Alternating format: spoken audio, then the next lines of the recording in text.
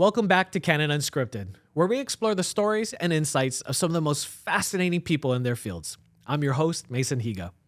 This is our show by Canon USA, and it's an opportunity for us to sit down with some of our favorite photographers, filmmakers, and creatives to talk about what makes them click and how they've pursued their passions, which evolved into their careers.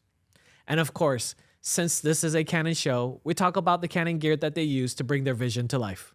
To find out more about all of the products, please go to usa.canon.com/unscripted and subscribe to our socials to keep up with the latest and greatest. Today on the show, we have food photographer Matt Armendariz. Matt started out as a creative director and decided to pick up a camera. Fast forward 20 years, and he's one of the most sought-after food photographers. You may not have known it, but it is highly likely that you've seen his work. Today, in fact, and throughout the year. I had an incredible time during our conversation and thankful for Matt coming on to the show. Without further ado, here's my unscripted conversation with Matt Armendariz. I'm shooting the one subject that every single person knows, personally.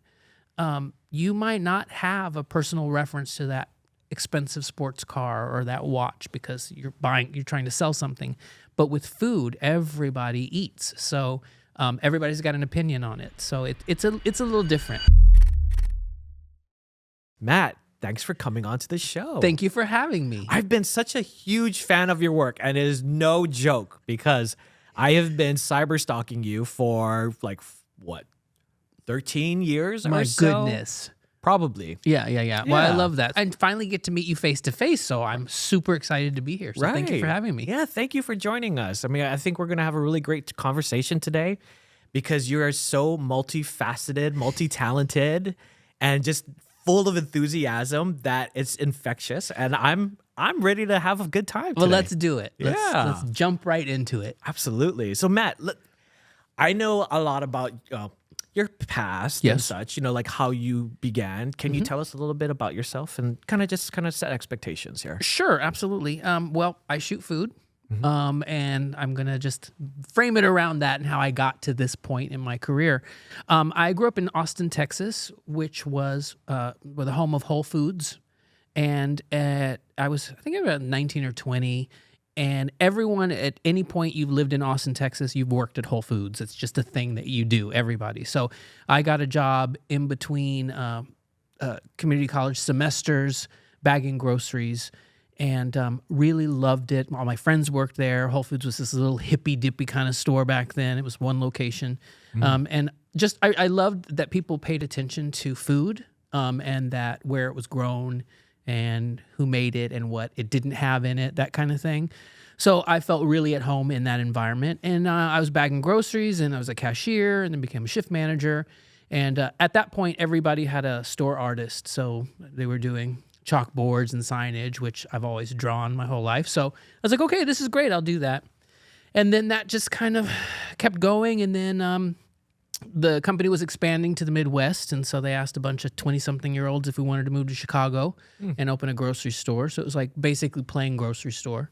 So a bunch of us did that. I lived in Chicago for a few years, and then started. This was like early desktop publishing, PageMaker kind of thing. So taught myself that and kind of started doing graphic design for Whole Foods, and that turned into being the art director, eventually the creative director of Whole Foods. And it was then that I was going on photo shoots and hiring photographers, stylists, and all that stuff, and really enjoyed that part. So I was like, you know what? I'm going to teach myself how to use a camera, and then that's how it started. That's where it goes, right? Yeah. But what was that point where you were like, why should I pick up the camera? That's a really good question. I was coming home from photo shoots, getting exactly what I asked for from the team, but as a creative person, it wasn't matching up with what I was seeing in my brain.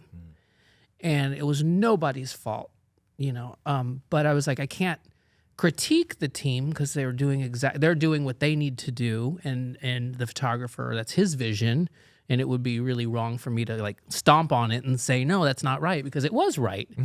This is the food, this is the lighting, this is the set. All those were in the frame, but it just wasn't what I was seeing in my brain. So I realized the disconnect is me. I'm going to have to learn how to use a camera. I'm going to have to do it myself. If I fail, I fail. And then I learn, okay, I need to find a better way to communicate my vision as an art director.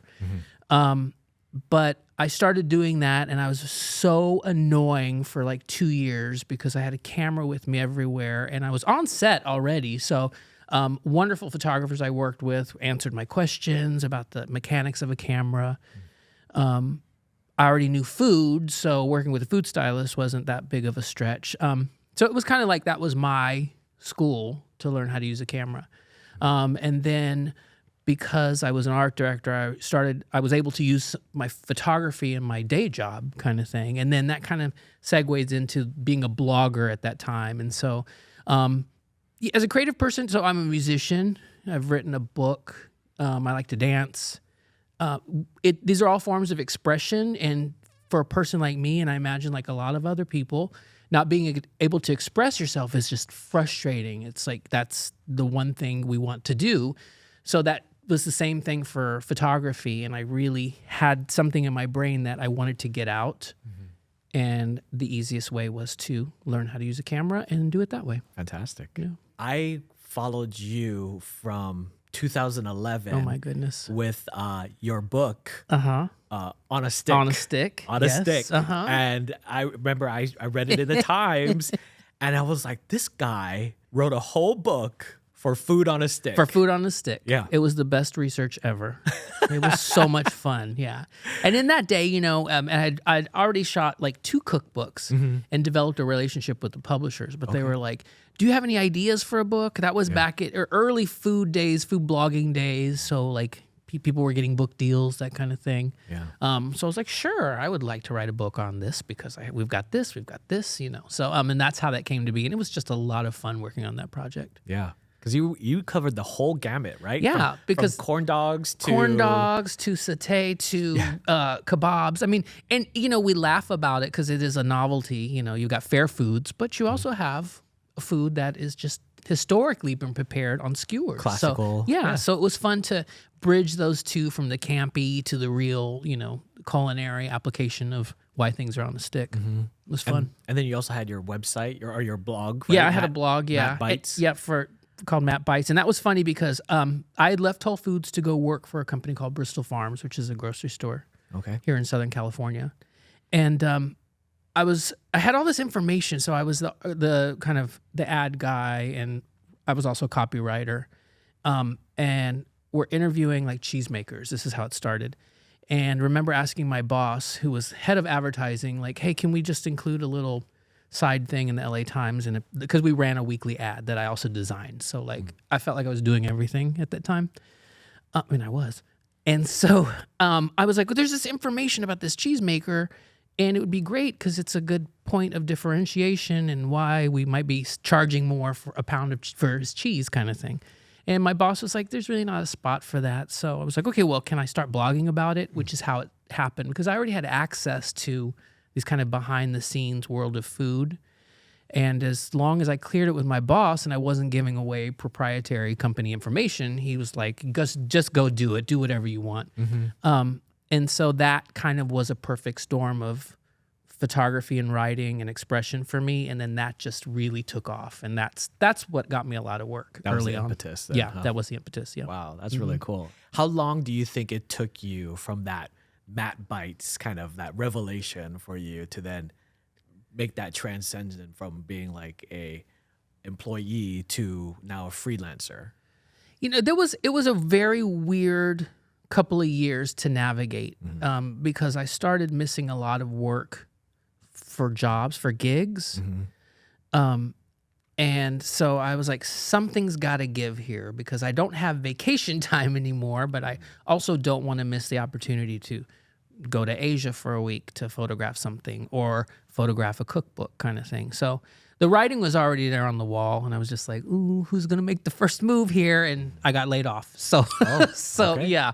So, and that was like 4 years into my career, and it was just a budget thing. Yeah. And so I was like, okay, then this is the sign from the universe. If I'm going to make this photo thing work, then now's my chance. Now's your yeah. And so I was upset for about a day because I had been there for 10 years and like nobody ever wants to be laid off or fired. You know, you always place a lot of judgment on that. And am I worthy and all that stuff? And then the next day I had a gig. Yeah. So that's been 15 years. Yeah. Yeah. And how often do you think you're working then? Because like, as far as, I mean, again, now, like, because some people, I think, when they're starting their photographic career, Yes. how do I get started? Where do I get started? You know, kind of those questions. Like, and for yourself, it was a different time, right? It was totally different time without social media, Correct, with right. all that stuff. But like for yourself, even currently now, are you always working? Are you always searching? Are you? That's a good. I won't say always working. I mean, it ebbs and flows. You know, I work a lot. Yep. And I'm thankful for that because I've been doing this for a while, and you know, there's new photographers. I always want to stay engaged and inquisitive. Yeah. The day that I feel like I know what I'm doing is the day that I should probably pack it up. Is how it was what I tell myself the whole time. So fortunately, I'm still working. Yeah. Yeah, and I'm so thankful for that. Yeah. I mean, your work is incredible. Thank you. It is because again, it's like it makes me salivate. I mean, again, it's like that's the point. I know, right? Yeah, like again, like the whole meat on a stick book. I can still remember that book, and I lost the book because I did buy it. I would have brought you another one had I known. Lost it. Okay, well, you now know, make a note to self. Send him a book. You know, and because like your work, when I look at it, it's so graphical, colorful, vibrant, and yet there's like little nuances as well too. Like even with your shadow play, you know, your compositions. Like I remember looking at one photograph and I was like, you have this harsh shadow that's coming across, and then on the plate itself, it's a softer shadow, and I'm like, how do you do that? You know, and because again, it's like your main course looks so appealing, and I know we're getting into the creative here, Sure, you know, sure, yeah. but it's so cool to like again see this work, and like your lighting is just Thank you. It's on point. Thank you. It's very low tech. I use a lot of bubble wrap. Believe it or not, I'm not kidding. Bubble wrap. My team makes fun of me. Yeah. Because I call it the car wash. It's literally 2x4 with different strands of opacity of different plastic. I can shoot through it. I can loop it up. I can change it. It's so low tech. We're gonna need some BTS. I'm gonna have to send you BTS on it. Right? We're gonna have to incorporate this into the video podcast. And it's really kind of funny because I was like, maybe I should market it. No, but speaking of graphic, a lot of what I do was from my graphic design foundation, and so you know, you deal with proportion and color and negative space, and I think that served me well, so that I felt like I was able to hit the ground running when I became a photographer, because really I just had to really focus on f-stop at that point, because that was what I didn't understand, the mechanics of a camera. But everything else, getting to that point, I'd been doing it already. Yeah. So and I still use that all the time when I'm framing an image, creating an image, that kind of thing. It's like I'm telling a whole story, but that's my creative director background as well. All right, yeah, because like again, like looking at your food photos, it just hits, Thank you you. know, and it's just like there's no.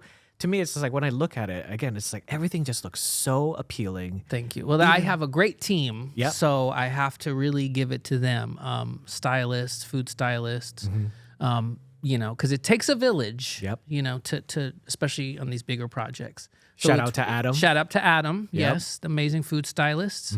My better half. We work together a lot, so a lot of that is him. Yeah. And how long have you guys been working together? Oh goodness, we've been working together 10 years, 12 years, 15 years. I don't remember. It's all blurs It's all together. goes, Yeah. Our careers came up at the same time. Yeah. At the same time. So yeah, we worked together a lot. Well, it's a nice combo team, right? It is. It is. Yeah. And we have clients who are literally like, how come you guys aren't fighting? How come you're not fighting? You know? And it's just like, there's a respect with people that you work for. And the only tension, and I say this all the time, the only tension is to make a better photo and to be better and to push each other, to push the team. I want my team to push me to make a better image. And that's the only stress or friction on a shoot, that we have is just, did we do the best we can do for this particular client? And but other than that, that's the only thing that, we don't bring anything personal into work. There's really no need to. We have a great job. We get to photograph food. We get to work with amazing clients. Like, you'd be a fool to not realize how fortunate a person, we are to do that. Yeah. Yeah. Absolutely. So tell us then, like, what's it like on a normal, like, shoot, right? Or even, like, pre-planning as well, too, because and some people might not understand the whole pre-production aspect of it. Yes. The phone calls, the meetings, even the grocery list of all the products that you have to all do, right? of that. So because we photograph food, it could be anything from a menu board, like all the stuff you see in Chipotle I've photographed. And that's a little more focused because it's one thing you're photographing. The team comes in. There are builds, there are build sheets, spec sheets. Basically, it needs to be this way. This is so many ounces of this, that kind of thing. And then there are projects like cookbooks where you have so much free reign to do whatever you want to do, but that also takes a lot of planning. So if you've got, imagine going to the grocery store and shopping for 150 recipes. Right. Like, it takes a lot of planning. And so those type of jobs take weeks to even, the pre-planning, the sharing of decks, what information, what it's going to look like, mood boards, that kind of thing. And then realizing, we might have to refresh the groceries halfway through the shoot, so we need to be dark for a day. We want to shoot all the proteins and seafoods early on so they're not in the fridge for 2 weeks, that kind of thing. Right. So there is a lot of planning that goes into it. People always say, oh, you're lucky. You don't have to work with models or you don't have a big crew of people. I'm like, nah, food's got its own set of everything, and on top of that, everyone eats. Everyone has a point of view of food. Yeah. So everyone's an expert. I'm shooting the one subject that every single person knows, personally. You might not have a personal reference to that expensive sports car or that watch because you're trying to sell something. But with food, everybody eats. So everybody's got an opinion on it. So it's a little different. It's a little different subject to photograph. That's such a revelation. Yeah. That's a really interesting statement that you just shared. Yeah. Yeah. Thank you. That's pretty deep, man. Yeah, because everybody eats. Everybody eats. It's like everybody has an opinion. On what I do, because it's not just that they have an opinion. Everybody's an expert on the subject matter that I photograph. Right. Not just a chef, but if you cook at home, you know what you like. Right. So it's interesting to balance that, and then to make a viable image that is to sell something or to make somebody buy something, that kind of thing. And it's an interesting play. Yeah. What I do. So what's the toughest thing then? I guess what was your toughest thing to photograph? In terms of food? Yeah, in terms of food. Ice cream, obviously, because it's going to melt. Well, this is interesting. Ice cream is difficult. It doesn't melt as fast as you think it does, believe it or not. And the studios are relatively, a nice 68 degrees. And these days, how we see food, it can be a little more real. So there are moments where I'm actually like giving myself 3 to 5 minutes to let it melt just a little because we want to see that realness. It's not, food photography of the 1980s where everything is just pristine, So ice cream's not as crazy to shoot. Styling, there are people who specifically style ice cream, and it's a very, very unique skill set. So that's different. The brown foods, stews, lentils, dal, chili, I call them the brown gloppy foods. Yeah. They're delicious to eat. Oh yeah, absolutely. But to photograph, they have their own vibrancy, right? There's no vibrancy. There can be, but that's when we lean into, like you said, shadow play, lights, styling, context of ingredients around that thing. Yeah. It's not it's not tricky anymore because I know how to do it. But at the beginning, I was like, oh, this is going to be, challenging. Yeah. But yeah, I like a challenge. I like what I do. Sure. But and you photograph like real food as well too, right? It's all real. It's all real. This isn't like fake lettuce or No. right, And like, every now and then someone online, there's that darn video that will circulate, and then people think that they've like discovered a gotcha and they share it. Like, did you know they use motor oil on food? And you're like, I have been doing this I've never seen motor oil in a photo studio. So I just, so I want to like engage. And I was like, no, you know what? Let them think what we do is fake and whatever. I was like, that's only going to benefit me. So, but no, it's real. It's real. We eat it all. I mean, it might have sat too long that you don't want to eat it, or it might be under seasoned, or it might be, have mashed potatoes on the inside, which that's a common thing. So inside a taco or a burrito. But it's all real. It's all real. It's all real. Yeah. It's not of the fake. No. And back in the day, you're shooting to film, so you're putting that film back on the medium format, and you're waiting and pulling it out, looking if everything's good. Then you put the film back on. So then food had to last a little longer. But everything's digital, so we're able to have a stand-in and look at it on, shooting tethered to a computer. There it is. Okay, swap it with the real food once the kitchen's got it ready, and then it's done. Yeah. All right. Well, you already alluded to gear and camera. Yeah, there we go. There okay, we go. Right? I mean, hey, it's a Canon podcast. I know. I always where can I go? Okay, here we go. So I'll save you the step. Yeah. You saved my life. You changed my career. And we were talking about this before the podcast, but I was like, no. We have to wait and save this. So I don't know. Did you reach out to me? Did I reach out to you? I reached out to you. You reached out to me, and we were talking. Was it the R5? Yeah, it's the R5. Yeah. And so you said, "Do you want to use it? Try it." And I was waiting for it to arrive because I was still a Canon shooter. I think it was a 5DS. 5DS. Yeah. But the technology changed. Yeah. Greatly in that period, and mirrorless, basically, and as I was waiting for it, I have a great relationship with other food photographers because not only are they wonderful, but we talk shop, but my husband also works with other photographers, so I get to meet them that way, and I normally wouldn't, because that's just how it is. But anyway, so I'm calling up my friend, the other food photographers, and I was like, tell me about mirrorless, tell me about this Canon, and every single person across the board was like, wait, you haven't tried it yet? They're like, you haven't used a mirrorless? It was a game changer for everyone. Yeah. And I waited to get it, and then I was like, okay, darn you, I now have to buy this camera. So I can't say enough about it. It's like, I think we talked about the focus, the autofocus features. I was so hesitant to update my system. I don't know why. So when I shoot cookbooks, there's always a lifestyle component, and I've done a lot of celebrity cookbooks over the past 2 years, and it's always you got the person in the kitchen cooking and stuff. And I was getting good shots from those photo shoots, but I wasn't getting 100% of the shots, and now I'm getting 100% of the shots, which I'm a fast shooter to begin with. Now I'm even faster. Yeah. So thank you for changing my life. You're I just welcome. had to tell you that. Okay. That's all I had to share. Job's done. Right. Okay, job is done. Podcast's over. See you next time, folks. No.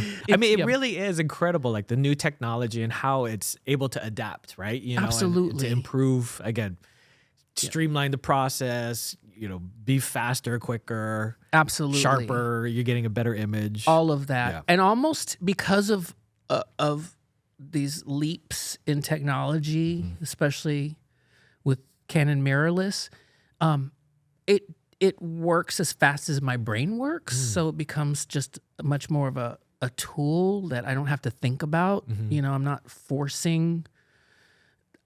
I used to shoot medium format digital, which was a beautiful image, but it left a lot of the interface, a lot to be desired, and I felt like I was pushing it to do what I needed it to do. The end result was like, oh, it's a temperamental diva, but it's 80 megapixels, it's beautiful. I just don't have that issue anymore, because I have a camera that does what I need it to do, whatever I'm thinking. And so as a photographer, that's valuable, especially when you work with people in the way I do, the celebrities, these big teams. It's nice to not have to worry about it. Yeah. Yeah. Right. It makes a huge difference. Good. I'm glad. Yeah. That's great. That's great to hear. Yeah, I remember because I think you were at a vineyard and you were doing some BTS. Yes. And you pulled out the camera. You had your 5DS. And I was like, I'm just going to, because I don't have much of an Instagram following, you know. And again, I'm not trying to promote myself here in any way, but I'm just like, I wonder if he'll even see my message. You know, I mean, it's Matt. I've been following this guy for years. I hope he doesn't just like ignore me. You know, I've got an ego. And, I know who you were. And you were so nice about it. You're like, yeah, you know. And so it's just like you carried on that conversation. I was like, gosh, I really hope I'm not bothering this guy. Not at all. You really felt bad for me because I was working in a vineyard having to drink wine in Sonoma. Yeah, in Sonoma. It's like it's a very difficult job being up there. It's so beautiful. So tough. It's so tough. Yeah, that's why I was like, I wish I was Matt. I want to go assist with Matt. I'll bring cameras and lenses. You're hired. You're hired. I love what I do. But but that's funny because it changed everything for me. So thank you. Oh, no, you're welcome. Please. And then what lenses are you using as well too? Like, what's your go-to lens when you're shooting for all of this? In studio, 100 millimeter, without a doubt. I have a big enough studio so I can get far back enough. I feel like that's what I learned on, and to me it's just the compression, the quality, the build, everything about that lens. If I could shoot every single thing with 100 millimeter, I would. Yeah. Styles change, so things want to be a little wider sometimes. So if in my kit, it's always 100, the 50 millimeter, and then the 24-70. And like, I need nothing else. Yeah. Sometimes I take that back. Sometimes I have to get a little wider if I'm doing interiors for like Crate and Barrel, another client of mine. But 24s, I can, the 24-70 is pretty, it's pretty good, you know. It's just those three lenses and the camera. Just those three lenses. It fits in a backpack. I could do anything. I could go anywhere with that setup and know that I'm going to do my job confidently and get what I need. And you're traveling extensively all over the place. Yes. Yeah. I mean, pandemic changed that a little, starting to travel more. But yeah, I was going all over the place for work. Yeah. All right. When you're working with like your clients and things like that too, right? Like what's kind of like the typical day, as far as how do you guys, again, I know differences because you have your lovely cookbook that just came out as well too, right? And it's just like, I can only imagine how long it takes to photograph a whole cookbook, catalogs, or a whole menu as well too, or your one-offs, right? I mean, how long are these projects? Like, how do you keep organized as well too? You have to stay organized. That's so important, especially when you're dealing with so many assets that you're delivering. 150 recipes, another 50 lifestyle images. It's a huge bundle of photography to manage. Yeah. A shout out to digital techs all over the world, because without a good digital tech, I wouldn't be able to do my job. I really wouldn't. So I get to, if you're listening to this, you're the most amazing human on the planet. Thank you. Justin, thank you. And Sarah, you guys have changed everything, but we don't need to explain what a digital tech does. I mean, if you want to, okay. Sure. Well, it's a person who is kind of the interface between the photographer and the tech. And so they are making sure your images are coming in properly, applying naming, file naming, metadata, and really just the rock on a big production, because they're also helping the client, by letting them see things, whatever. So that the photographer can really focus on what they need to focus on the person in front of them, on the food in front of them, that kind of thing. So I have to say, more and more of my shoots, I'm always with the digital tech now, even on smaller ones, just because the importance of having that support team. But it depends. I mean, sometimes I'll walk on set and everything's ready to go. Just depends on the type of the client. If they have a really robust marketing department that they kind of do things themselves, so I'm really just coming on and taking a picture kind of thing, to brainstorming if it's a new campaign, how things are going to work. It just all depends on the client Yeah. and how they have things structured or how they work or how they're willing to work, that kind of thing. And then also too, like your lighting ratios, right? Like you're setting up all that stuff. Yep. I mean, how much of that do you take into consideration as well too, as you're building out all these? I'm kind of a stickler for lighting. I've worked in the Midwest for Target a lot, so you have access to a lighting team if you're doing lighting a room or something for a catalog. But when it's food, I'm doing all of that myself, and I really really enjoy that part of my job, the lighting. It's a big pain in the butt. I'll say the B word, because it's challenging. To get what you're seeing, if you're only shooting a 10 by 10 area, and you can control everything, that's great. But that's not always the case. There's sometimes a person involved, or sometimes a bigger room involved, that kind of thing. But I tend to geek out and want to do all that myself. And so that's what I do when it comes to lighting.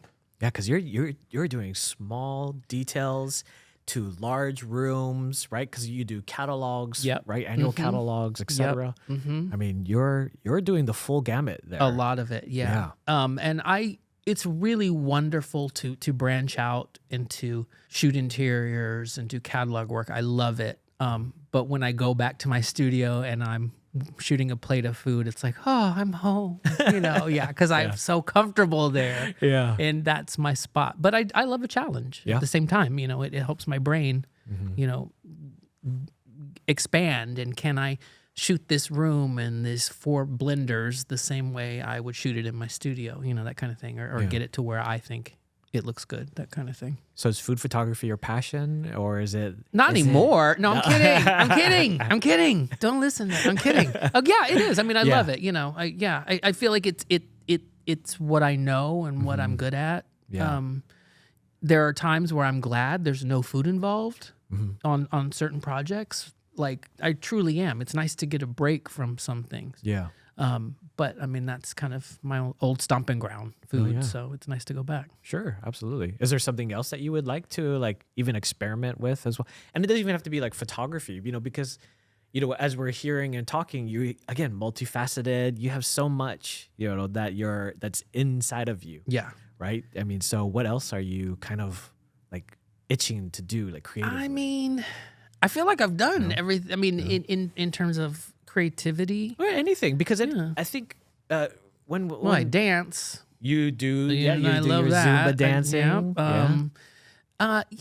There's really not a subject that I don't think I've photographed. I mean, I've done a little bit of travel, catalog, all of that. Because so much of what we do, and it's like it can't just be laser focus. No, it can't. For me at least, because you just pull so much. Absolutely. Right? I think if there's one common element in what I do, and when you ask these questions, what do I want to do? It doesn't matter to me as long as I'm working with really great people. Oh, that's nice. That's how I see it, because I feel like I've said it before, all these creative endeavors lead back to the same place, which is self-expression. Yeah. And I'm happy doing anything as long as I'm working with people that value the process, that value me, that I value, that are kind to each other. That's what matters most to me. And, as we do more and more of these interviews and podcasts and more I reach out to people, I've noticed that a lot of this networking is what separates a lot of people. How do you mean? Because it's about the opportunities that you create versus the opportunities that you wait for. Right. Right. Totally. And so when, again, me just reaching out to you, and saying, hey, you want to try out a camera? And again, I get no sales quota. I don't get any credit from it or nothing. Yeah, you ordered it from wherever. I don't know. But like the more opportunities is, to me, again, it's just like based on, like you just said, it's just about, interfacing with really great people. Yes. Like this wouldn't have happened. Totally. And it's actually been months in the working because you're such a busy guy, I was like, how mad? Can you come in? I was like, November, December? No, yes. So thank you. And that touches on really being proactive in what you do. And if I'm not using my camera, then I'm playing music or I'm dancing, those kind of things. Because you just always have to keep your brain engaged. Yeah. I know. And even back to your dancing with the Zumba as well, too, right? Like during COVID times, you just went live. Yeah. Right. And that was a whole new thing for me. So some backtrack, I'm a Zumba instructor. Yep. And it's so fun to go and do something that nobody knows who I am. They're like, they don't know me as a photographer. I'm just their instructor.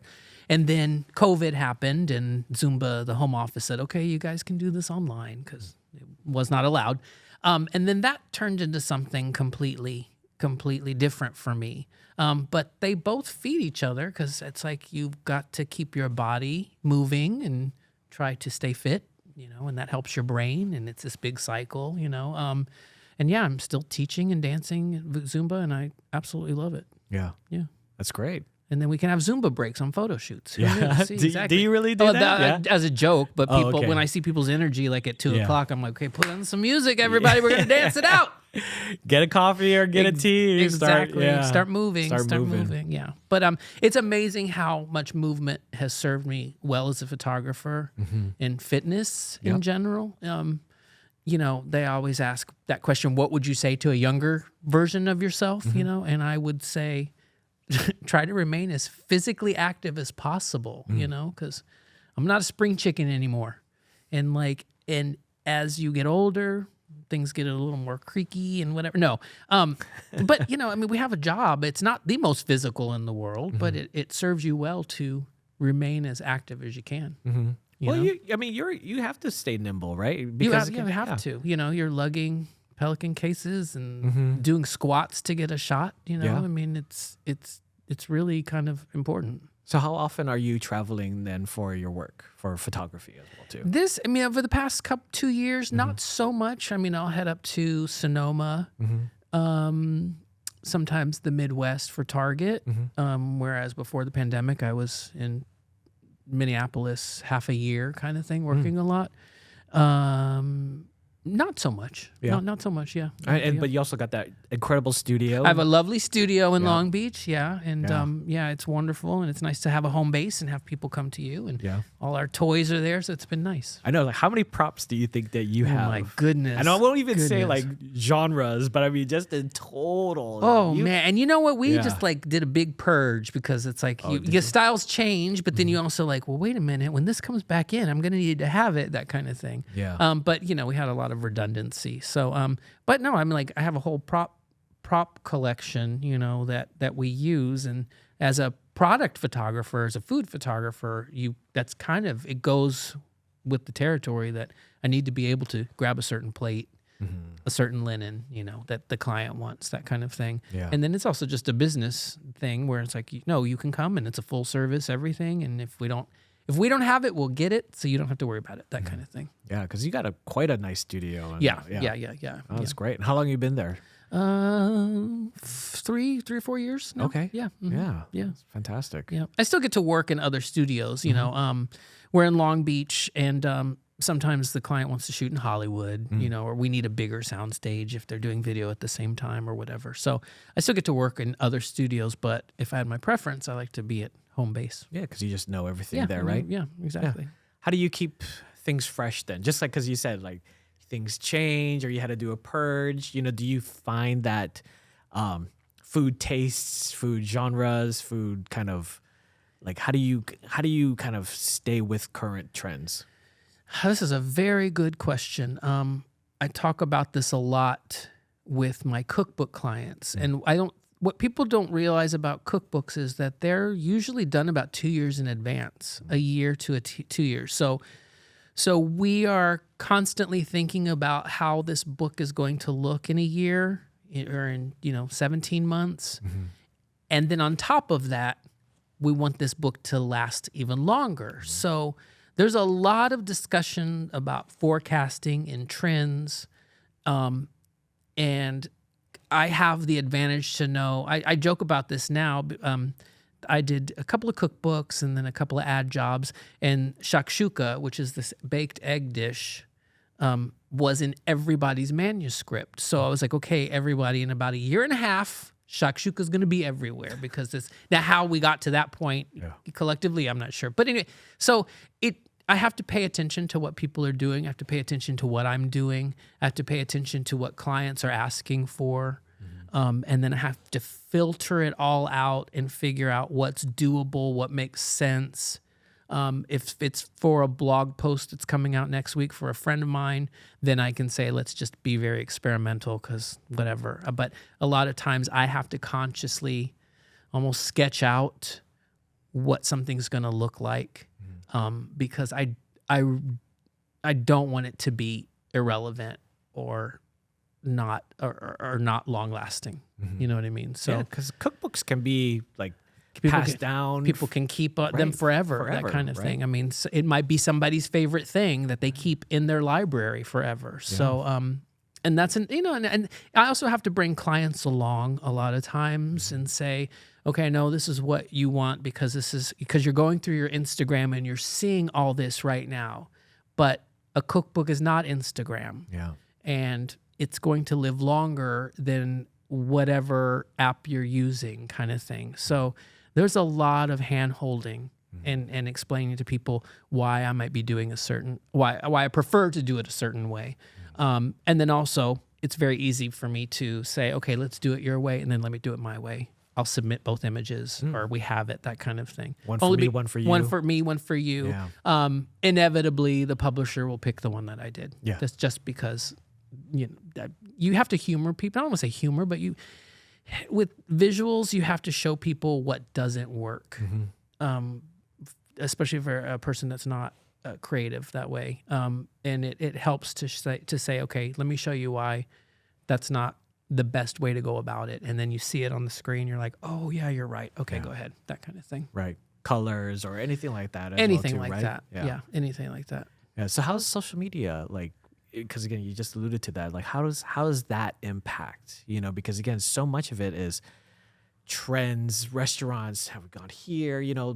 Bagel mania out in LA right now. Totally. I mean, so it's just like how do you kind of keep that like reasoning kind of like, okay, we're gonna hit this kind of a thing. Totally. Yeah. That's a really good question. I mean, because I think I was an early adopter. I mean, I was probably one of the first 10 food bloggers, 2004, 2005, which is a million years ago.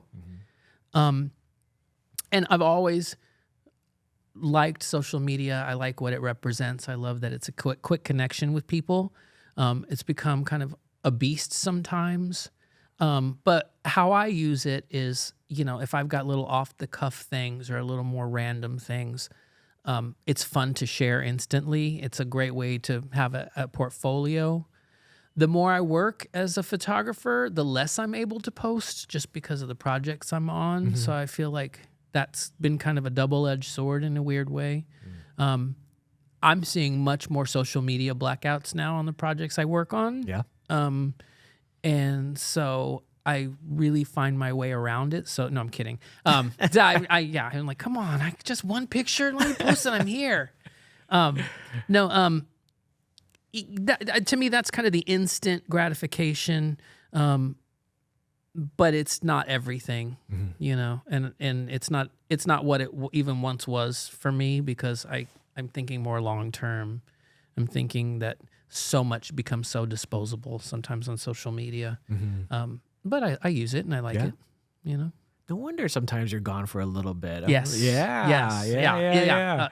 Quite a bit, as of lately, because there's stuff I'm working on that will come out in a year that I can share it, but I can't even talk about certain things. So, that's just the nature of the business. Oh yeah, absolutely. What are you looking forward to as far as new trends for like 2025 are concerned? Do you kind of like give good guesses, or do you think? No, I kind of already know, because I've already done. Because you've done some of the work. I've done all the work for 2025. Actually, no, I'm not kidding. Yeah. So I know exactly what's going to come out. No, that's a really good question. Because in the food space, there are trends. Yeah. You see it from dining to decor to publishing, and so it's nice to kind of stay a little ahead of it or try to stay ahead of it.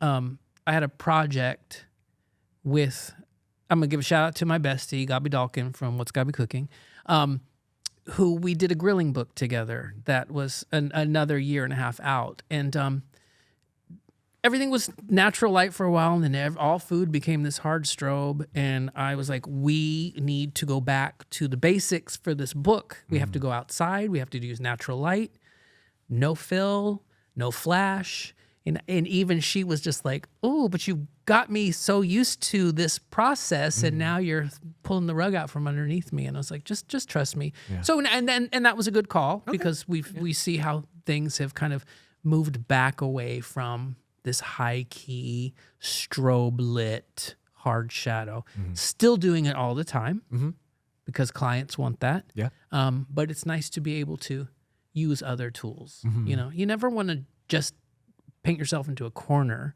or especially not use every tool that the universe gives you to make a great image. And so it was nice to kind of pull back a little and go back to the basics for a little bit. And you and Gabi have such a good relationship as well, too. Well, she thinks we do, but no, I'm kidding.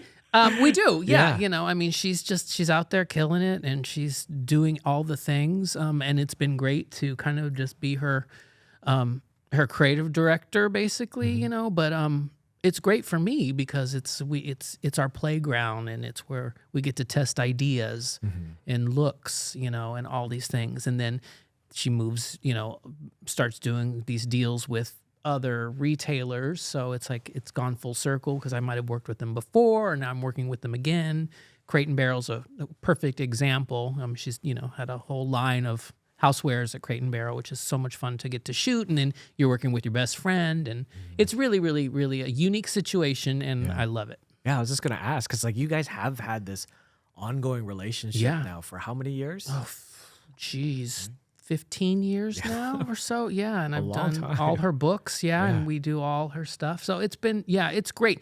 It's, you know, it's great to have a long-term creative relationship, as let alone a friendship, you know, but what we do is very special to me. Yeah. Yeah. What's been the most rewarding as far as like, even like something so small, you know, whereas like, oh, we hit a milestone together or something like that. I mean, I think all of it. There's not one thing, because I think we love that everything we do, from the one-offs to the big projects, and having worked together so long, all those things continue. So it might be something down and dirty, like, can you come to my house and photograph me making this thing because I need this image for this vendor or brand kind of thing, to these big week-long projects. You know, she launches a spice line, that kind of thing. Or a restaurant, which is opening in Woodland Hills called Neighborly. So they're all connected. I can't really say I have one favorite thing. I really can't. Yeah. Yeah. What about you personally then? When did you feel like you felt successful? I still don't feel that way. Really? I really don't. No, yeah. I don't. I'm still learning. I'm still worrying. Yeah. I'm still concerned. Yeah. In all those things. I don't know if we ever really stop feeling that way, you know, and the second I rest on the fact that I think I'm successful is when I should be worried. You know what I mean? Because I never want to not work. Yeah. And so I don't ever want to be complacent or bored. And so because of that, I mean, I'm still learning. I mean, we're all learning. And there are things I don't have answers to, no matter how long I've been shooting, you know? So, I think that's what keeps us going, is that desire to keep learning. That drive. The drive, yeah. I mean, because again, it's like every time I look at your feed or anything that you share and everything, I was just like, man, you are always working, you know? And you're just like hustling it, but you also have that sensibility of enjoying it as well too. You have to, because what is the point in doing all this stuff if you can't enjoy life, you know? And I happen to be shooting a subject that is about life, you know, and it's food and it's drink and it's people. So if I didn't enjoy it, or if I didn't love living life, I think that might even show in my work, that it wouldn't be fun, you know, it wouldn't be engaging, you know. You have to remain interested and inquisitive, and that drives you. Mm-hmm. Plus the food tastes good. Yeah, plus you get to eat it all. Come on, that's great. No, yeah. What's been the best thing that you ate? Or, I mean, just something that you enjoy, like, oh, here we go, guys. We're going to be shooting this again. And it's kind of like, oh, this is like I did have an entire day of shooting lobster rolls. So, I mean, like, you're talking butter, bread, lobster. Mm-hmm. So I was in heaven. And I was like, no human should eat as many lobster rolls as I did in one day. It's just not right. So conversely, what was the worst thing then? Eating all the lobster rolls. Yeah.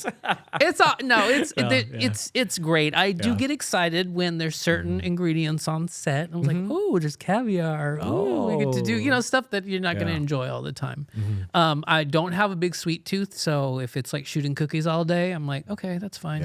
Yeah. I mean, I eat them, but it's just not, you know, it's always the weird, like, exotic ingredients if they're on set that I get a little excited about, and I'm excited to eat. That's cool. It's fun. That's cool. That must be pretty, like, satisfying. To be it really is. Yeah. So when you kind of like take, you know, the 2020 look back, you know, of where you started out, you know, from Whole Foods of being an art director to now running your own business and being this photographer, is there something that you would have done differently early on that you may have? And again, not to say regret, but just learning. You know, as you said, we're always learning. We're continuous, that drive. Is there something else that you would have encouraged yourself to do at a younger age that you still might even want to do now? Totally. Currently? I don't think so, because I think whatever I was doing at that time served me well and taught me a skill. And then the next thing, it was built on that. So everything has been built on something that I've done in the past. Would it have been great to leapfrog into certain things faster? Sure. Yeah. But I'm right where I'm meant to be, doing exactly what I'm meant to be doing. Yeah. So that's the only thing I can think of, you know? And I don't know how long I'm going to do it. I don't know how long I'm going to be able to do it, whether that means the world doesn't want me to do it or I'm tired of it. I don't know, you know, but I have to do what I can do today, and that's the best I can do. Yeah. You know? That's great. Yeah. So young Matt would be happy with older Matt now? Probably not with this gut and waistline. No, I'm kidding. I think so. I definitely think so. Yeah. Because all I ever wanted to do was express myself. Yeah. And to do that and then to have it be well received when the world kind of tells you you're not worthy sometimes, being a brown gay boy, you know, to realizing that the world is everything you want, and you can have whatever you want, and you can do whatever you want, and there's amazing people out there. You just have to go out and do it. So so I think that my life would have made a young me proud. Yeah, for sure. I think so too. Thank you. I think so too. Thank you. Well, Matt, we're almost at the hour, and again, I know I could probably sit here and talk more with you. Honestly, I could, because it's like we could talk more about food and gear and everything like that. But I know you're a busy person, so I don't want to take up too much of your time. You're fine. But is there anything else that you think that you want to share with the audience? You know, things that are like, again, just simple inspiration, creativity, things that you think that are important as far as someone who's, again, a creative and a photographer living in this current day and age. Yeah. I think a few things. I mean, I always close out my Zumba class, and I say this to everyone I meet, is be kind. Just be kind to yourself, be kind to others. It's a quality that will serve you well. And it's just really about being gracious and just accepting of others, and mostly of ourselves. You know, I say that I say it 10 times a day to people. Please be kind. Please be kind.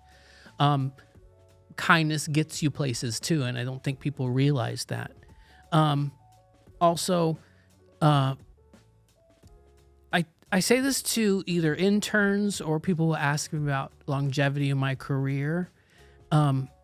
Prepare for success. Prepare to be successful. Believe that you're going to be successful, because when you are and you're not ready, it's as bad as if it never happened. you know? And so many people are so quick to discount their talent, their experience. They think that they're not going to ever be able to get to where they want to get. And it's like, nope, put in the work. You can do it. Prepare for success. Believe that this will happen. And then everything you do just gets you to that point. And I think people don't realize that with determination and a desire to work, you will get where you need to be, where you should be. Just be ready. That's all. That's all. Thank you, Matt. You're welcome. Thank you. Thank you.